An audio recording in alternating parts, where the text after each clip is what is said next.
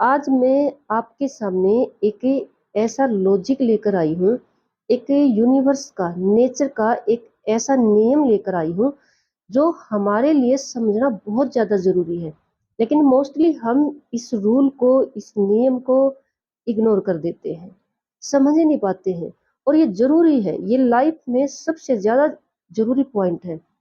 मैंने देखो मैं बुक्स स्टडी करती हूँ, सर्च करती हूँ और कुछ ऐसा पॉइंट मुझे मिल जाता है, ऐसा कोई भी नेचर का नियम मुझे मिल जाता है, जो हमारे जीने के लिए ज़रूरी है, हमारे सामाजिक व्यवहार के लिए ज़रूरी है, इस दुनिया के लिए ज़रूरी है। वो लेकर आती हूँ मैं अपनी वीडियो में। तो चलो शुरू करते हैं। देखो, ये जो नेचर का नियम है, ये डिपेंड करता है पति और पत्नी के रिश्ते पर। ये एक नेचर का लॉ और यूनिवर्स का नियम क्यों बोल रही हूँ? सबसे पहले तो इसी बात को समझ लेते हैं। जब इस सृष्टि की रचना की गई, तो पृथ्वी पे जब जीवन संभव इस ग्रह पर शुरुआत की गई, तो सबसे पहले पृथ्वी पर सृष्टि का जो रूल आगे बढ़ाने के लिए एक जोड़ा ही आया था। मतलब एक मनु नाम का पुरुष और एक श्रद्धा नाम की स्त्री को प्रभु ने जमीन पर, पृथ्वी पर भेजा था।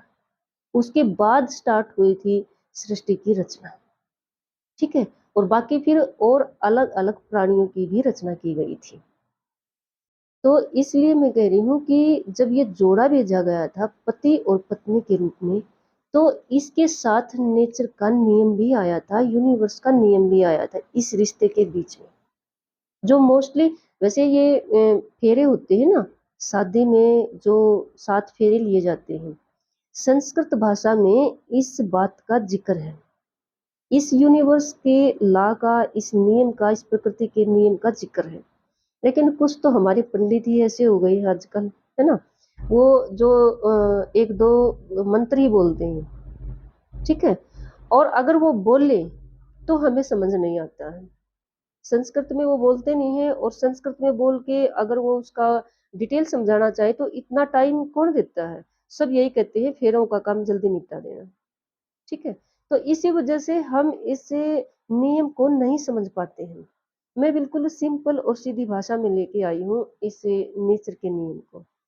देखो, यहाँ रेस्पेक्ट की बात हो रही है। पति और पत्नी के बीच में एक दूसरे को समझना, एक दूसरे का मान सम्मान करना, एक दूसरे की रेस्पेक्ट करना, जो मोस्टली हम अपने रिश्तों में भूल चुके हैं। इस रिश्ते में जो पावरफुल हो रहा है, पत्नी की चलने लग जाती है तो पति गुलाम, पति की चलती है तो पत्नी दासी। कुछ इस तरह का समाज में माहौल हो रहा है। और लॉ जो समझना है, नियम जो समझना है, देखो किस तरह से काम करता है यूनिवर्स का नियम। अगर एक पति राजा की तरह जीना चाहता है, मीन से मतलब वह पूरे अपने खुले विचारों से, आजादी से, अपनी मर्जी से, अपने उसूलों पे जिंदगी जीना चाहता है, तो उसकी पत्नी भी एक रानी की तरह होती है। अगर पति राजा की तरह होता है तो पत्नी रानी की तरह होती है, मतलब पत्नी को रखना होता है रानी की तरह, तब ये नियम काम करता है। और अगर इस नियम को तोड़ दिया जाए, मतलब पति राजा की तरह रहना चाहता है और पत्नी को बनाकर रखता दासी, ऐसा नहीं हो सकता, क्योंकि ये नेचर के खिलाफ हो गया, प्रकृति के खिलाफ हो गया। और जब भी प्रकृति का नियम तोड़ा जाता है ना, तो ये तो हम मान ही नहीं सकते कि कुछ अच्छा होगा। वो तो होना ही नहीं जो कर रहे हैं, लेकिन बहुत बहुत ज्यादा बुरा होगा जब भी प्रकृति का नियम तोड़ा जाता है, चाहे कहीं पर भी देख लो आप, है ना? और बिल्कुल सेम ऐसे ही अगर एक पत्नी रानी की तरह जीना चाहती है, मीन से अपने उसूलों से जीना चाहती है, अपनी मर्जी से जीना चाहती है, आजाद विचारों से, ठीक है, तो उसका पति ऑटोमेटिक, सीधी सी बात है, सीधा सा मैथमेटिक्स है कि उसका पति फिर राजा ही होता है, ठीक है, क्योंकि राजा की पत्नी ही रानी होती है। और अगर इसके अपोजिट कोई पत्नी करे कि खुद तो रानी की तरह रहना चाहे और पति को गुलाम बनाना चाहे, तो ऐसा होगा नहीं, क्योंकि ये फिर प्रकृति के खिलाफ हो गया। अगर वह खुद रानी की तरह रहना चाहेगी और पति को गुलाम की तरह रखेगी, तो या फिर प्रकृति का नियम, यूनिवर्स का नियम टूट गया। और जब जब यूनिवर्स का, प्रकृति का नियम टूटता है, तब तब तबाही होती है। मीन्स नुकसान, लॉस, कुछ उल्टा सीधा ही होता है। अच्छा तो कुछ भी नहीं होगा, सच बता रही हूँ। और प्रकृति का नियम, यूनिवर्स का नियम जहां भी टूटा है ना, जब जब भी इंसान ने तोड़ा है, वहां तबाही हुई है, सच में। और ये जो लॉजिक मैं आपको बता रही हूँ, जो ये मैथमेटिक्स में आपको बता रही हूँ, जो साइंस का तर्क वितर्क मैं आपको बता रही हूँ, किसी भी तरह से आप इसको ले सकते हो, ये तो सीधी समझ में आने वाली बात है। देखो, अगर पति गुलाम की तरह होगा ना, तो गुलाम की पत्नी दासी होती है ना। और अगर पत्नी, किसी घर में पति अपनी पत्नी को दासी की तरह रख रहा है, तो दासी का पति गुलाम होता है, कैसे राजा हो सकता है?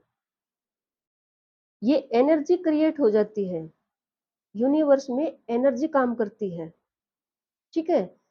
अगर आप किसी भी तरह के घर में एनर्जी बनाओगे, देखो मैं दोनों को क्यों ले रही हूँ साथ में, क्योंकि आज वो बात तो है नहीं कि पति ही अपनी चला रहा है ना। देखो, अगर सिर्फ पति राजा की तरह रहना चाहे और पत्नी को दासी बनाए, तो मैं सिर्फ इस टॉपिक पर बात करती हूँ। लेकिन आज दोनों बातें हो रही हैं। कहीं कहीं पर पत्नी भी खुद सोचती है मैं रानी की तरह रहूं, पति को गुलाम बना कर रखूं।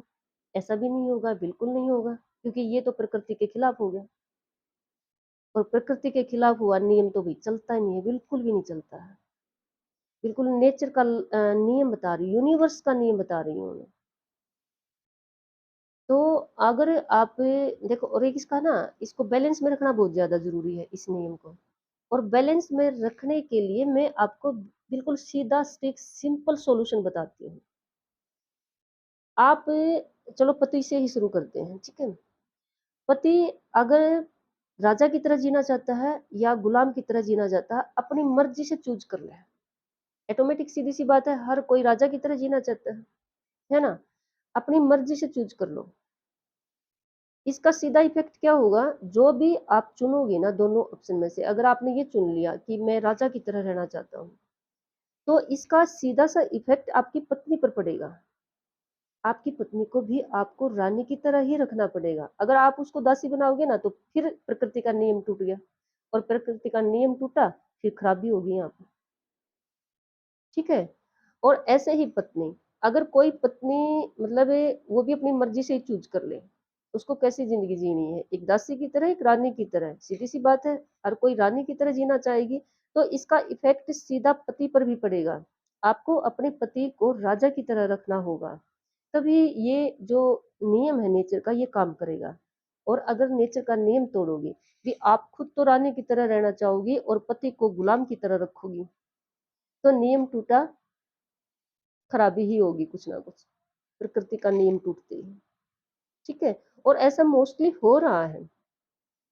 देखो, दोनों रिश्तों में ना जो पावरफुल रिश्ता बन जाता है, झुकाव जिस भी तराजू में ज्यादा हो जाता है, मतलब कहीं पर अगर पत्नी पावरफुल है, पत्नी की ज्यादा चलती है, तो वो खुद रानी की तरह रहे और पति को गुलाम बनाना चाहे, तो वहां कुछ भी ठीक नहीं होगा।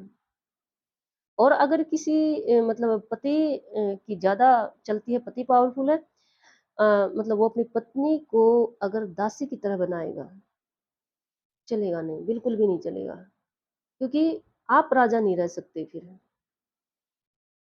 और पत्नी रानी नहीं रह सकती अगर पति को गुलाम बनाएगी तो। ये बैलेंस रखना बहुत ज्यादा जरूरी है। और इस बैलेंस का सॉल्यूशन मैं बता चुकी हूँ। अपनी मर्जी से चूज कर लो। जो आप चूज करोगे ना, दूसरे पर उसका इफेक्ट सेम होगा। मतलब राजा के साथ रानी होगी और गुलाम के साथ दासी होगी। ये नेचर का रूल है। मैंने मैथमेटिक्स तरीके से, साइंस के तर्क वितर्क के तरीके पे बता दिया आपको। जब यूनिवर्स ने जब सृष्टि की रचना की थी ना, तो 4 वेद भी रचे गए थे। उन 4 वेदों में ना इंसान की जिंदगी कैसे जीना है, वो सब कुछ लिखा हुआ है। और ये जो जोड़ा बनता है ना, पति पत्नी का, इसका ये पहला नियम है कि आपकी एनर्जी एक दूसरे पर इफेक्ट करेगी, काम करेगी, ठीक है। तो बिल्कुल भी गलती ना करें। अगर कोई पति राजा की तरह रहना चाहता है और पत्नी को रखता है दासी की तरह, तो वहां पर खराबी होगी। ठीक है, चाहे आपकी पत्नी की बेशक ना चलती हो, वो कुछ ना कर पा रही हो, लेकिन नेचर करेगी ना, यूनिवर्स का नियम करेगा, क्योंकि ये यूनिवर्स ने नियम बनाया, ये मैं नहीं कह रही हूँ। आप अपने वेद उठा के देख लीजिए, जहाँ पर ये जोड़े का जो उसमें जिक्र हुआ है, उसमें पढ़ के देख लीजिए, संस्कृत भाषा में ये आपको मिल जाएगा वहाँ पे। ठीक है? और अगर किसी घर में पत्नी की चलती है, तो पति को राजा की तरह रखिए, तब आप रानी बनकर रह सकती हो। अगर पति को गुलाम की तरह रखोगी और खुद रानी की तरह रहना चाहोगी, तो प्रकृति का नियम तोड़ रही हो, और जहाँ पर प्रकृति का नियम टूटेगा, वहाँ पर कुछ भी सही नहीं होगा। बिल्कुल एकदम ठीक है ये बात। तो एक दूसरे की रेस्पेक्ट करें और इस नियम को समझें। ठीक है, और मैं तो यही कहूंगी कि पति राजा की तरह बनकर रहना पसंद करे और पत्नी को रानी बनाकर रखे, और पत्नी भी रानी बनकर रहे और अपने पति को राजा की तरह रखे।